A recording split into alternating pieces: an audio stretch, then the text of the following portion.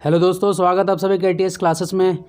इस वीडियो में डिस्कस करने वाला हूं मैं पॉलिटी के previous year questions of railway exams. तो रेलवे के जितने भी वेरियस एग्ज़ाम्स होते हैं, NTPC, ALP, technicians, railway JEE, group D, उनके जो प्रीवियस ईयर के क्वेश्चंस होंगे पॉलिटी से रिलेटेड, वो मैं इस वीडियो में डिस्कस करूँगा।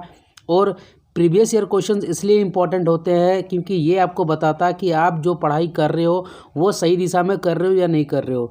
तो ये आपका लेक्चर नंबर 1 है और मैं इसी तरीके से जो प्रीवियस ईयर के क्वेश्चंस पेपर होते हैं जनरल अवेयरनेस के, वो धीरे धीरे डिस्कस करूंगा। अगर आपको ये पैटर्न अगर अच्छा लगेगा तो भाई मेरे कमेंट करना, क्योंकि इसमें जब मैं क्वेश्चंस डिस्कस करूंगा तो उससे रिलेटेड कुछ बैकग्राउंड इन्फॉर्मेशन भी बताऊंगा जिससे भी क्वेश्चंस पूछे जाते हैं आपके रेलवे एग्ज़ाम में। तो चैनल पे अगर नए हो तो अभी सब्सक्राइब कर लो ताकि रेलवे के आने वाली वैकेंसीज से आपको बेनिफिट मिले इस चैनल से। तो चलिए क्वेश्चन नंबर 1 से स्टार्ट करते हैं। क्वेश्चन नंबर 1 क्या है? डैश। और एक चीज़ बताना चाहूँगा कि सपोज अगर आप हिंदी मीडियम से भी तैयारी कर रहे हो तो आप भी ये वीडियो देख सकते हो, क्योंकि भले ही क्वेश्चंस इसमें इंग्लिश के ऐड किए गए होंगे बट जो डिस्कशन रहेगा ऐसा रहेगा कि जो इंग्लिश और हिंदी दोनों मीडियम के जो स्टूडेंट्स रहेंगे वो कंफर्ट रहेंगे इस डिस्कशन से। तो क्या dash submits the resignation letter to the president.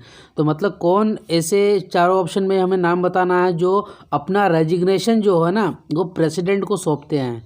तो ऑप्शन नंबर ए क्या बोल रहा है? स्टेट चीफ मिनिस्टर, जज of high court, chairman of state legislative council और president of state legislative assembly. देखो ये जो स्टेट ऑफ लेजिस्लेटिव काउंसिल है ना, ये क्या है? विधान परिषद। हमारे राज्य में 2 होते हैं, किसी किसी राज्य में विधान परिषद भी होता है और विधानसभा भी होता है, ठीक है। तो क्या ये सौंपते हैं? क्या चीफ मिनिस्टर जो होते हैं मुख्यमंत्री, वो अपना त्यागपत्र प्रेसिडेंट को सौंपेंगे या जो जज होते हैं आपके हाई कोर्ट के? तो आपको ही पता होगा कि स्टेट में तो भाई गवर्नर होते हैं, तो वो इजीली जो है ना चीफ मिनिस्टर अपना रेजिग्नेशन गवर्नर को देंगे, लेकिन जो जज ऑफ हाई कोर्ट हो चाहे सुप्रीम कोर्ट हो, वे अपना त्यागपत्र जो है ना वो प्रेसिडेंट को सौंपते हैं। तो इसलिए इसका आंसर हो जाएगा क्वेश्चन नंबर 1 का ऑप्शन बी। और बात करेंगे ये क्वेश्चन किस में पूछा गया है? DFCCIL जूनियर एग्जीक्यूटिव जो है ये भी आपका रेलवे का ही फ्रेट कॉरिडोर, आपको पता होगा है, 2018 में ये क्वेश्चन पूछा गया था। नेक्स्ट क्वेश्चन की बात करेंगे। क्वेश्चन नंबर 2 क्या? द कॉन्स्टिट्यूएंट असेंबली मतलब क्या है भाई? संविधान का जो सभा है, एडॉप्टेड इंडियन नेशनल फ्लैग, जो संविधान सभा है इंडियन फ्लैग को कब उन्होंने अडॉप्ट किया था? तो ये देखो डेट आपको ही पता होगा कि हमारा देश 15 अगस्त 1947 को आज़ाद हुआ था, बट जो इंडियन फ्लैग है वो 22 जुलाई 1947 को ही हमारे जो संविधान सभा के जो लोग थे उन्होंने इसको एडॉप्ट कर लिया था। इसलिए इसका आंसर हो जाएगा क्वेश्चन नंबर 2 का ऑप्शन बी। तो ये भी पूछा गया था RRB NTPC CBT 1 2016 में।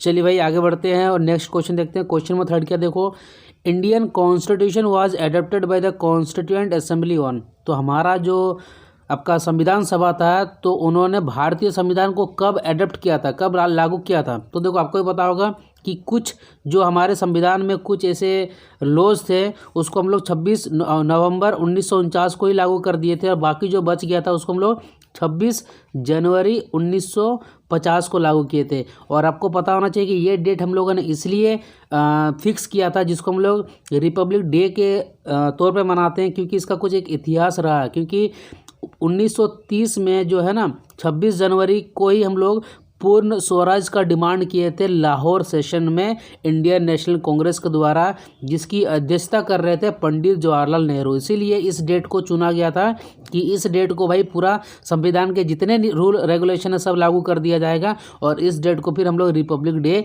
के तौर पे मनाते हैं। तो सबसे पहले कुछ पार्ट जो है 26 नवंबर 1949 को लागू किया गया था, इसलिए इस डे को आपको पता होगा 2015 से हम लोग, थोड़ा कन्फर्म हो लीजिएगा, 2015 ही होगा, क्या मनाते हैं? कॉन्स्टिट्यूशन डे मनाया जाता है। इसलिए क्वेश्चन नंबर 3 का आंसर हो जाएगा सी। चलिए आगे बढ़ते हैं। क्वेश्चन नंबर 4 देखो क्या है, और सबसे बड़ी बात देखो यार, ये किस एग्जाम पूछा गया है? RRB JEE CBT 1 2019 में पूछा गया। सोच रहे हो किस तरह क्वेश्चन आते हैं, इतने ईजी क्वेश्चन आते हैं आपके। क्वेश्चन 4 में देखो क्या है? What is the full form of UIDAI? भाई सबको आधार कार्ड यूज़ करते हो तो इसका होता है unique identification authority of India. Question 4 का आंसर हो जाएगा डी। ये पूछा गया था RRB ग्रुप डी 2018 में। चलिए आगे बढ़ते हैं और वेरी इंपॉर्टेंट क्वेश्चंस, इससे बहुत क्वेश्चंस और बनेंगे। Dash enacted during emergency imposed by Mrs Indira Gandhi is also known as mini constitution of India because of important and large number of changes made in it. देखो क्वेश्चंस क्या बोला गया है कि कौन सा नंबर ऑफ संशोधन था जो आपातकालीन के द्वारा इम्पोज किया गया था, लागू किया गया था इंदिरा गांधी के द्वारा, और उस संशोधन को हमारे संविधान में मिनी कॉन्स्टिट्यूशन मतलब एक छोटा सा संविधान भी कहा जाता है।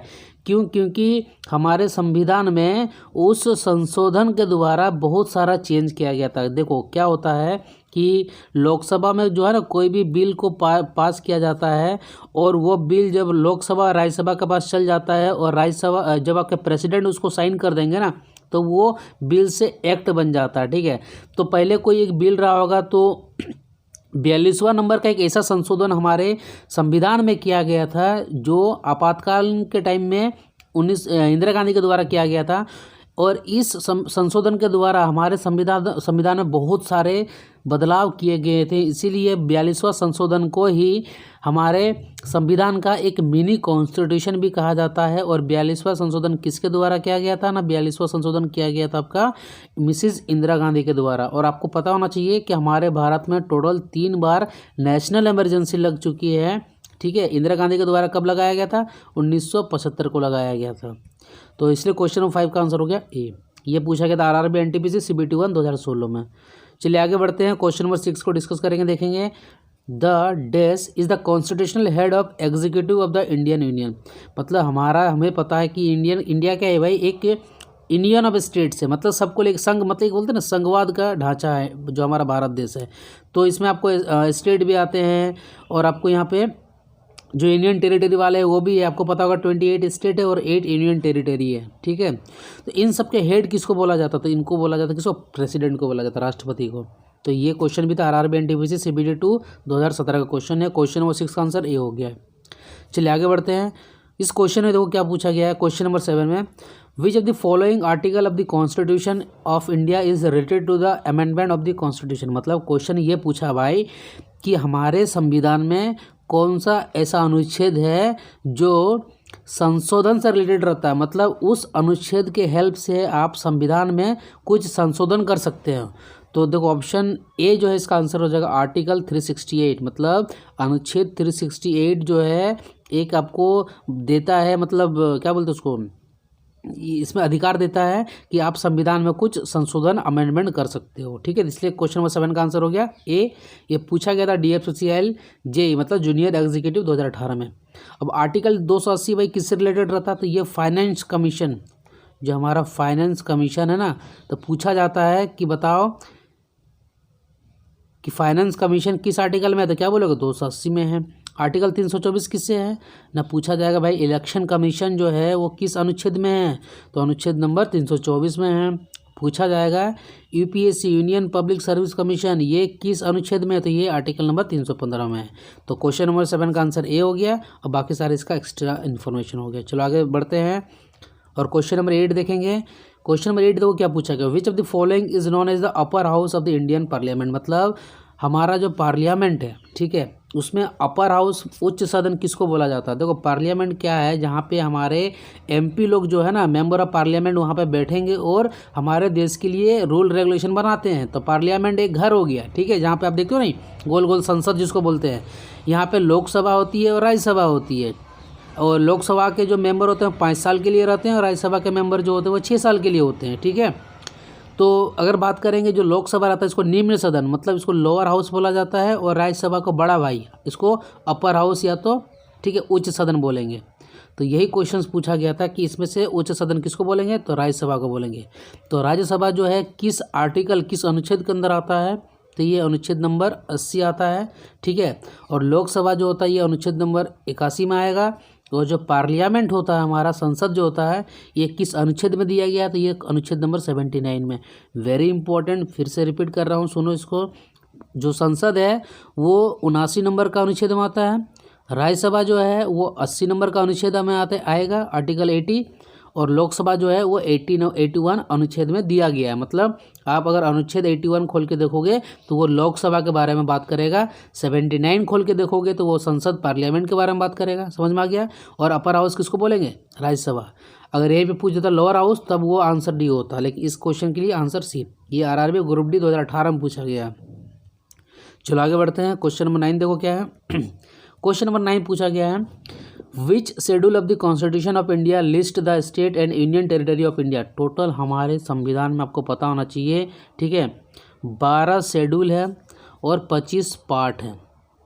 क्वेश्चन पूछा जाता है तो फर्स्ट शेड्यूल, हर एक शेड्यूल में कुछ ना कुछ दिया गया है। जैसे कि 8वां शेड्यूल जो है इसमें क्या रखा गया है, हमारे संविधान के जो भाषा है ना वो 8वें शेड्यूल में आता है। इसी तरह फर्स्ट शेड्यूल जो है उसमें क्या रखा गया, स्टेट एंड यूनियन टेरिटरी जो है उसको बर्नर किया गया है फर्स्ट शेड्यूल में।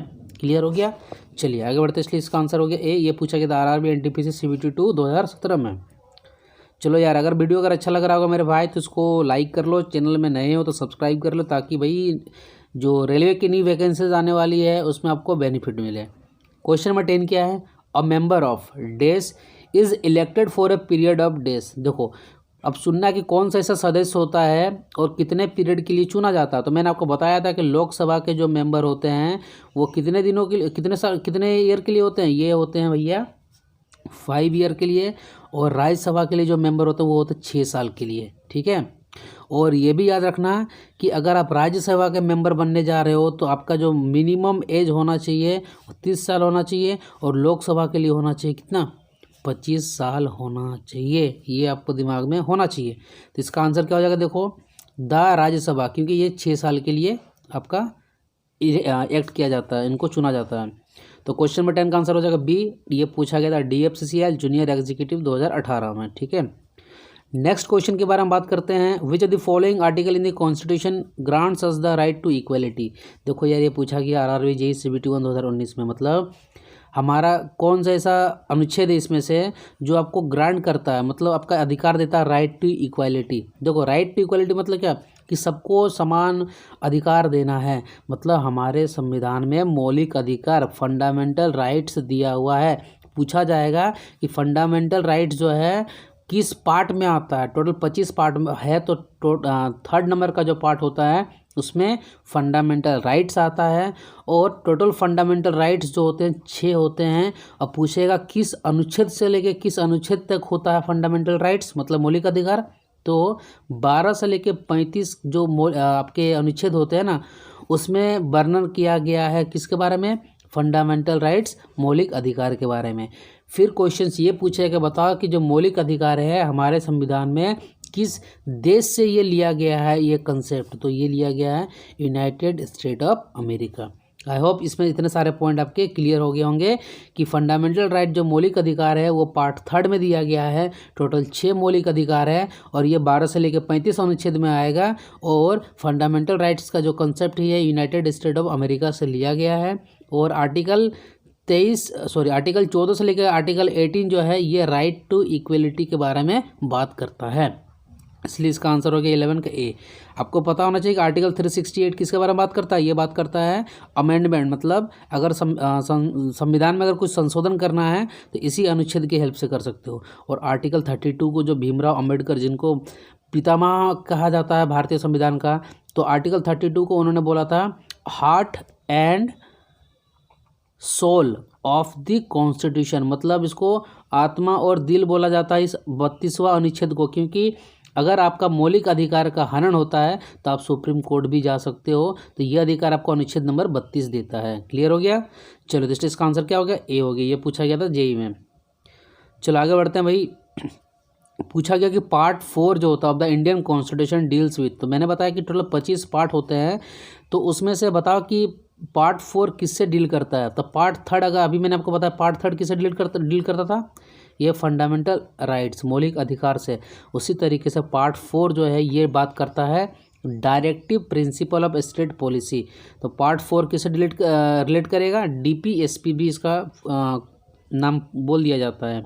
और ये आर्टिकल 36 से लेके अनुच्छेद 51 तक DPSP directive principle of state policy के बारे में बात करेगा। इसलिए इसका आंसर हो गया 12 का ए। ठीक है, चलो आगे बढ़ते हैं।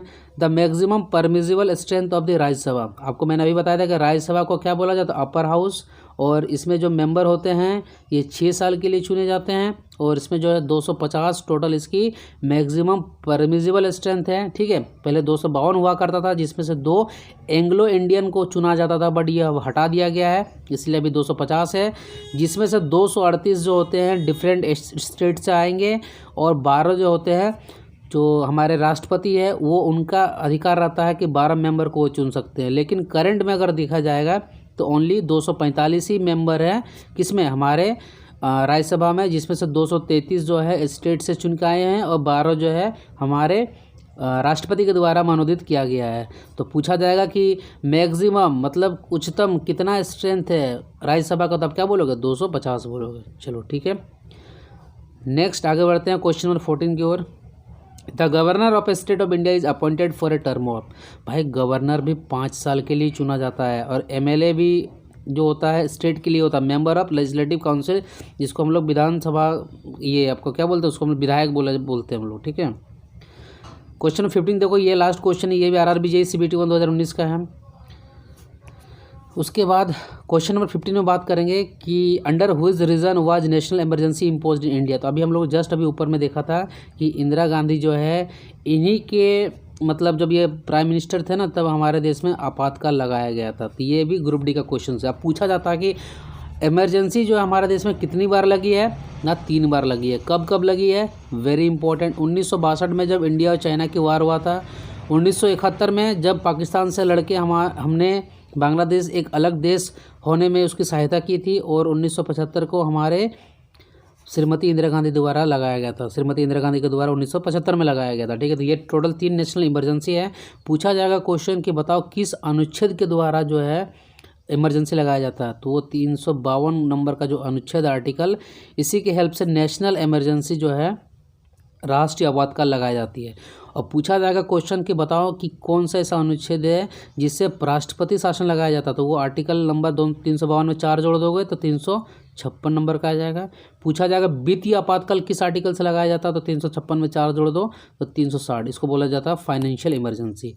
तो नेशनल इमरजेंसी 352, 356 हो गया प्रेसिडेंट रूल, और 360 हो गया आपका फाइनेंशियल इमरजेंसी। तो ये टोटल क्वेश्चन नंबर 15 क्वेश्चन हो गया। तो इसका भी आंसर क्या हो जाएगा, डी हो जाएगा। तो चलिए क्विक रिवीजन कर लेते हैं ताकि इसको लंबे टाइम तक याद रखो। क्वेश्चन नंबर 1 क्या था कि जो आपके जज ऑफ हाई कोर्ट होते हैं वो प्रेसिडेंट को अपना रेजिग्नेशन लेटर जो है अपना देंगे। ठीक है, चलो नेक्स्ट क्वेश्चन देखते हैं। नेक्स्ट क्वेश्चन क्या था कि जो हमारा संविधान का जो सभा था, कॉन्स्टिट्यूशन असेंबली था, ठीक है, वो एडप्ट किया था हमारा नेशनल फ्लैग का 22 जुलाई 1947 को।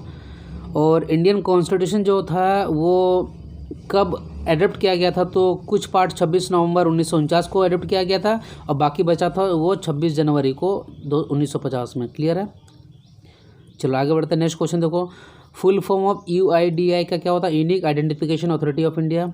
नेक्स्ट क्वेश्चन, इसमें पूछा गया कि कौन सा ऐसा संशोधन है जिसको हम लोग मिनी कॉन्स्टिट्यूशन ऑफ इंडिया बोला जाता है। ये 42वां संशोधन है, ये श्रीमती इंदिरा गांधी के द्वारा लगाया गया था, जब हमारे देश में 1975 में नेशनल इमरजेंसी लगा था। नेशनल इमरजेंसी 352 नंबर के अनुच्छेद से लगाया जाता है। चलो नेक्स्ट क्वेश्चन देखो, हेड ऑफ एग्जीक्यूटिव किसको बोला जाता है हमारे इंडिया में, तो उसको राष्ट्रपति जी को बोला जाता है। ठीक है, उसके बाद पूछा गया कि कौन सा ऐसा अनुच्छेद है जिसमें हम लोग संशोधन कर सकते हैं हमारे संविधान में, तो ये आर्टिकल 368 होता है। 288 किसके बारे में बात करता है, तो ये आपका फाइनेंस कमीशन के बारे में। 324 जो होता है इलेक्शन कमीशन के बारे में, और आर्टिकल 315 जो है ये APSC के बारे में बात करेगा। फिर नेक्स्ट क्वेश्चन देखो कि अपर हाउस किसको बोलेंगे, तो अपर हाउस जो राज्यसभा का बोलेंगे। इसमें जो मेंबर होते हैं 6 साल के लिए चुने जाते हैं। ठीक है, और 250 इसकी मैक्सिमम स्ट्रेंथ है। और अगर बोला जाएगा क्या बोलते हैं इसको, चलो ठीक है, इतना इन्फॉर्मेशन आपके लिए काफ़ी है इसमें। नेक्स्ट क्वेश्चन देखो, नेक्स्ट क्वेश्चन में क्या बोला गया भाई कि कौन सा ऐसा शेड्यूल है जिसमें Indian territory of India, state and Indian territory of India को रखा गया। तो टोटल 12 शेड्यूल होता है जिसमें फर्स्ट शेड्यूल में उसको रखा गया है। अगला क्वेश्चन देखो, तो राज्यसभा के जो मेंबर होते हैं वो 6 साल के लिए चुने जाते हैं।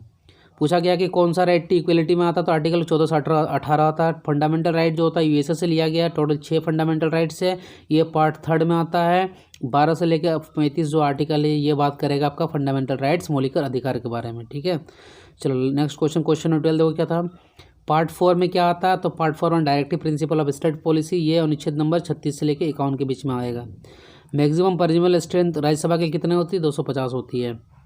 उसके बाद क्या था, नेक्स्ट क्वेश्चन, द गवर्नर जो है स्टेट के वो कितने साल के लिए चुने जाते हैं, ये 5 साल के लिए चुने जाते हैं, ठीक है। और ये राज्य के हेड होते हैं। और नेशनल इमरजेंसी किनके अंडर में लगाया गया था ना, इंदिरा गांधी के द्वारा 1975 में लगाया गया था। तो ये रहा टोटल 15 क्वेश्चन। इसी तरह अगर आपको ये डिस्कशन अच्छा लग रहा होगा तो कमेंट करना, तो मैं इस तरह से कंटिन्यूसली डिफरेंट क्वेश्चन जो आए होंगे रेलवे में वो मैं इस तरह से डिस्कस करते जाऊँगा। और आपका ये पोर्शन जो है मिनिमम 2 से 3 क्वेश्चन हर एग्जाम में आते ही है, ये आपका इस तरह से कंप्लीट हो जाएगा, ठीक है। तो चलो फिर मिलते हैं नेक्स्ट वीडियो में। So guys, thanks for watching this video.